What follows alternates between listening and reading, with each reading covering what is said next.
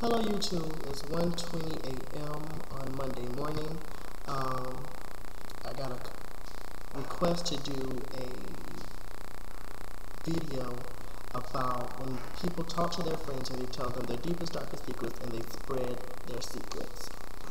To me, that is very wrong because if you're a true friend, you should not be able to spread rumors about somebody that just told you a secret of theirs. And I believe I did a video prior to this one speaking about that just a little bit. I don't know if I did or not. I can't remember. It's 1:20 in the morning. Can't remember too much right now. But yeah, I don't believe that it should. I hope you don't think it's cute for you to tell your best friends what's supposed to be best friends. Problems out to other people because that's not right. It's not. It's not right because if you told somebody your secrets, you don't want them to tell somebody else.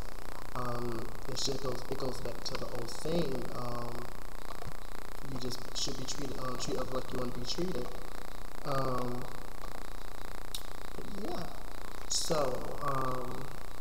this one's not going to be as long as any other videos I have done because it's too early in the morning. And I'm kind of tired, if you can see it in my face, and you can see that I still have on my little rag on my head and anything.